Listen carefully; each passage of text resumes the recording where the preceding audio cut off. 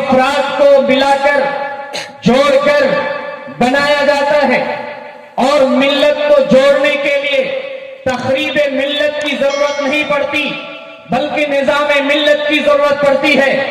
جب نظام بنے گا تو عقابی روح جب بیدار ہوتی ہے زمانوں میں، عقابی روح جب بیدار ہوتی ہے جوانوں میں، نظر آتی ہے ان کو اپنی منزل آسمانوں میں۔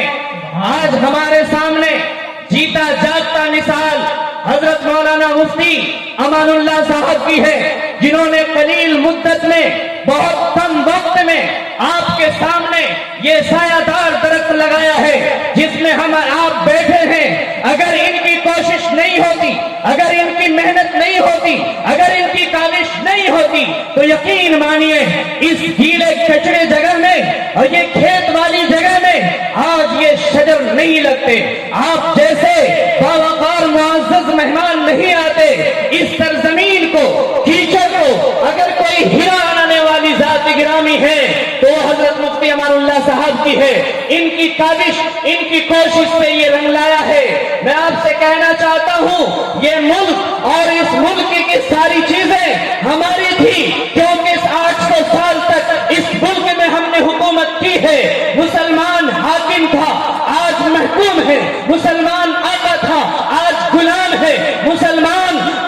مسلمان تعمیر ملت کے لیے آیا تھا، مسلمان ملت کو اوپر اٹھانے کے لیے آیا تھا، مسلمان اسلام کے معیار کو بڑھانے کے لیے آیا تھا۔ لیکن آج سب سے زیادہ اگر رپورٹ پر غور کیا جائے تو آپ کو معلوم چلے گا کہ سب سے زیادہ حقیر، سب سے زیادہ ذلیل، سب سے زیادہ رسوا اگر کسی قوم کو سمجھا جاتا ہے جس کا خون پانی سے زیادہ سستا ہے تو وہ صرف مسلمان کی ذات ہے، چاہے وہ پیرو خان ہو، چاہے وہ علیم الدین ہو۔ آج اگر کسی مذہب کے اندر، کسی دھرم کے اندر ایک افراد کو مار دیا جائے تو سارا ملک جام کر دیا جاتا ہے، سارے ملک کو قید کر دیا جاتا ہے، روڈوں کو بند کر دیا جاتا ہے۔ لیکن ایک مسلمان کا خون اتنا زیادہ سستا ہو گیا کہ ان کے خون بہتے رہتے ہیں، نالی میں ان کا گوشت کا ٹکڑا بہ کر جاتا رہتا ہے، لیکن ملت کا کوئی فرد کھڑا ہو کر حساب لینے والا نہیں ہے۔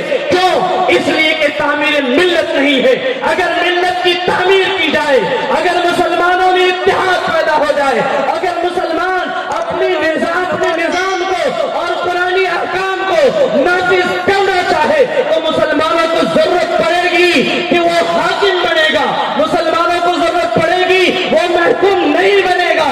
کیوں؟ اس لیے کہ شریعت کو نافذ کرنے کے لیے حکومت کی ضرورت پڑتی ہے، نفاذ کو ثابت کرنے کے لیے غلامی کی نہیں، آقا کی ضرورت پڑتی ہے۔ قرآن کا حکم ہے اگر کوئی شادی شدہ آدمی زنا کر لیتا ہے تو قرآن کا حکم ہے گلا تک بھرے مجمع میں گڑھا کھود کر ان کو پتھر مار مار کر شہید کر دیا جائے۔ لیکن میں آپ سے پوچھنا چاہتا ہوں، ہندوستان کے پورے سرزمین پر آپ چپے چپے چھان ماریے، لیکن کیا کہیں یہ پتا چلتا ہے کہ کسی آدمی کو سنسار کیا گیا ہو؟ اگر کوئی غیر شادی شدہ زنا کرتا ہے تو ایسے آدمی کا حکم قرآن کا یہ ہے کہ ان کو 100 کوڑے لگائے جائیں گے۔ لیکن کیا 100 کوڑے لگائے جاتے ہیں؟ نہیں۔ کیوں؟ اس لیے کہ نظام ہمارا قائم نہیں ہے، اس لیے کہ اسلامی حکومت نہیں ہے، اور اسلامی حکومت کرنے کے لیے ہم لوگوں کو ایک مضبوط پہل کرنا پڑے گا، ایک مضبوط قدم اٹھانا پڑے گا۔ اور وہ مضبوط قدم یہ ہے کہ آج پوری دنیا کی ٹیکنالوجی پر اگر آپ غور کریں گے تو آپ کو پتا چلے گا یہودی مٹھی بھر جماعت پوری دنیا کو مٹھی میں لے کر کے گھما رہی ہے، پوری دنیا کو اپنے قبضہ میں لی ہوئی ہے۔ اور ہندوستان کے سرزمین کی تاریخ پر اگر آپ غور کریں گے تو آپ کو پتا چلے گا یہ برہمن مودی جنہوں نے اپنے ملک کے اصل اعلیٰ سلطنت کے عہدہ کو سنبھال رکھا ہے، جس کی وجہ سے مسلمانوں کے خلاف پلاننگ بھی کی جاتی ہے، مسلمانوں کے خلاف قانون بھی بنائے جاتے ہیں، مسلمانوں کے خلاف جو چاہتا ہے وہ کر گزرتا ہے۔ کیوں؟ اس کی وجہ یہ ہے کہ مسلمانوں نے پڑھانا چھوڑ دیا۔ جس مسلمان کو حکم دیا گیا تھا سب سے پہلی نازل ہوئی تھی اقرا بسم ربک الذی خلق خلق الانسان من علق۔ میرے بھائیوں، یہ عہد کرنا پڑے گا، یہ طے کرنا پڑے گا آج مدرسہ رشیدیہ کی سرزمین سے کہ ہم اپنے بچوں کو ہر حال میں پڑھائیں گے۔ اگر آپ ان کو پڑھائیں گے، ان کو آپ وکیل بنائیں گے، آپ ان کو ڈاکٹر بنائیں گے، آپ ان کو انجینئر بنائیں گے، آپ ان کو علماء کرام بنائیں گے، ان کے ہاتھ میں کتاب دیں گے، ان کے ہاتھ میں قلم دیں گے، تو یہی چھوٹے چھوٹے ننھے بچے کل ہو کر کے تاریخ رقم کرے گی اور ہندوستان کا ایک مستقبل بنے گا۔ اور اگر اس پر غور نہیں کیے تو پھر وہی دن ہے کہ پانی پر بہنے والے جھاگ کی کوئی قدر، کوئی حیثیت نہیں ہوتی، ایسے ہی ہماری بھی کوئی حیثیت نہیں ہوگی۔ میرے بھائیوں، غریب ہو کر پیدا ہونا کوئی عیب نہیں ہے، غریب ہو کر پیدا ہونا کوئی عیب نہیں ہے، کیونکہ جو بھی پیدا ہوتا خالی ہاتھ پیدا ہوتا ہے، لیکن اگر غریب وہ مر جاتا ہے یہ اس کے لیے عیب ہے بہت بڑا۔ کیوں؟ اس لیے کہ اللہ نے ان کو 2 ہاتھ دیا تھا، اللہ نے 2 پیر دیا تھا، اللہ نے 2 نگاہیں دی تھی، اللہ تعالیٰ نے اسے طاقت اور جوانی دی تھی، انہوں نے کچھ نہیں کیا اور غربت میں خود بھی زندگی گزار دیا اور اپنے بچوں کو بھی غریب بنا کر کے چلے گئے۔ آج کل کی بات ہے، ہمارے مسجد میں ایک ضعیف آدمی آئے اور وہ رو رہے تھے اور کہہ رہے تھے میری بیٹی کی شادی ہے، جہیز میں اتنا پیسہ کا ڈیمانڈ ہے، میرے پاس کچھ نہیں ہے۔ ہم نے ان سے پوچھا آپ اتنا دن سے کیا کر رہے تھے؟ کہا کہ 4 مہینہ کی جماعت میں گئے تھے، اس کے بعد کیا کیا تو چلہ کی جماعت لگایا۔ ہم نے کہا آج شادی کیے ہیں تو آپ مسجد کے گیٹ پر بھیک مانگنے آئے، آپ کو شرم نہیں آتی؟ کیوں آپ نے اپنی تعمیر جوانی میں کی تھی؟ کیوں آپ نے اپنی بیٹی کی پیدائش کے بعد اس کے لیے فکر کیا تھا؟ یہ ذہن کی کمزوری کی علامت ہے، یہ مستقبل خراب کرنے کی پہچان ہے، کیونکہ مسلمانوں کو بزدل نہیں بنایا گیا، مسلمان کو خوددار بنایا ہے، مسلمان کو خود غرض نہیں بنایا، مسلمان کو سپہ سالار بنایا ہے۔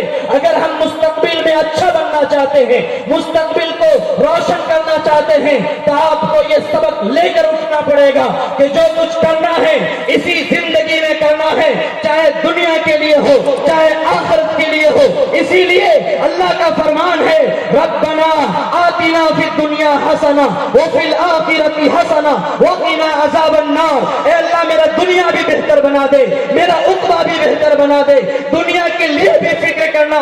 جو لوگ یہ بیان کرتے ہیں کہ جو لوگ دنیا کے پیچھے دوڑتا ہے وہ مرا ہوا کتا کی طرح ہے، جو دنیا کے پیچھے دوڑتا ہے وہ مرے ہوئے بکری کے اوپر جس طرح سے شکاری دوڑتے ہیں، ایسے ہی وہ مسلمان ہے۔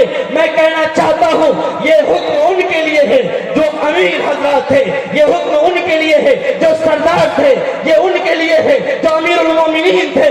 جن کے پاس کچھ نہیں وہ کیا خرچ کرے گا، جن کے پاس کچھ نہیں وہ کیا قناعت پسندی کرے گا، جن کے پاس کچھ نہیں ان کو کیا حکم دیا جائے گا کہ تم کو اس راستے سے چلنا ہے۔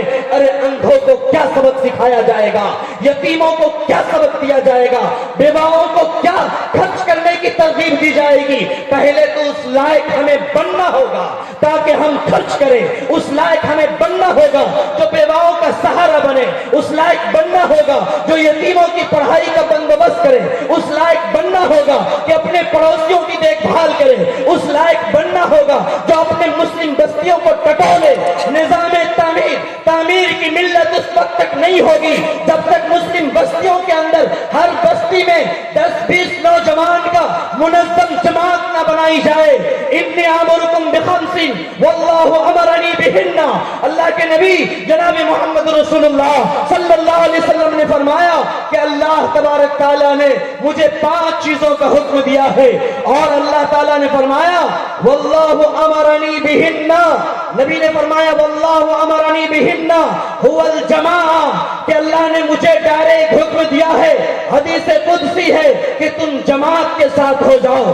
آپ کے بستی میں چند نوجوان ہو جو دین پر چلنے والا ہو، جو بستی کے نظام کو سنبھالنے والا ہو، جو بے نمازیوں کو نماز کی ترغیب دینے والا ہو، جو یتیم کا سہارا بننے والا ہو، جو قرض لینا چاہتا ان کو قرض دینے والا ہو۔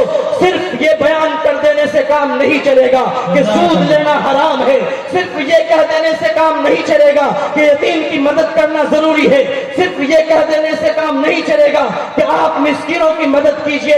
آپ کو اس سیب کا، اس سسٹم کا نظام بنانا پڑے گا، اس طریقے کا تعمیر ملت کے لیے کوشش کرنی پڑے گی۔ یہاں سے یہی سبق دیا جاتا ہے کہ آپ ملت کی تعمیر کیجئے، آپ ملت کے خیر خواہ بنیے، آپ ملت کے لیے صحیح راستہ تلاش کیجئے۔ اگر آپ نے سبق نہیں حاصل کیا اور ملت کے لیے سوچا نہیں تو آج سے زیادہ گھٹیا دن کل آنے والا ہے۔ میرے بھائیوں، اللہ کے اوپر وشواس کر کے، بھروسہ کر کے اپنے آپ کے اندر ایک جنون پیدا کیجئے کہ ہم عبادت میں بھی سب سے آگے رہیں گے اور دنیا کمانے میں بھی سب سے آگے رہیں گے، نہ دنیاوی اعتبار سے پیچھے نہ اخروی اعتبار سے پیچھے، ہر حال میں ہمیں آگے رکھنا ہے، کیونکہ الید العلیٰ خیر من ید السفلیٰ، اوپر والا ہاتھ نیچے والے ہاتھ سے بہتر ہوتا ہے، قوی آدمی کمزور آدمی سے بہتر ہوتا ہے۔ اس لیے پلاننگ کیجئے، کوشش کیجئے۔ یہ سبحان اللہ کچھ دعوت دے رہا ہے، اس لیے میں آپ سے رخصت ہونا چاہتا ہوں۔ دل بدل سکتے ہیں، جذبات بدل سکتے ہیں، دل بدل سکتے ہیں، جذبات بدل سکتے ہیں، ملک کے فکر و خیالات بدل سکتے ہیں، دور موجود کے دن رات بدل سکتے ہیں۔ اے مسلمانوں، تم بدل جاؤ تو حالات بدل سکتے ہیں۔ مسلمانوں سنبھل جاؤ، سنبھل جانے کا وقت آیا، بہت سوئے ہو اب ہوش میں آنے کا وقت آیا۔ وما علینا الا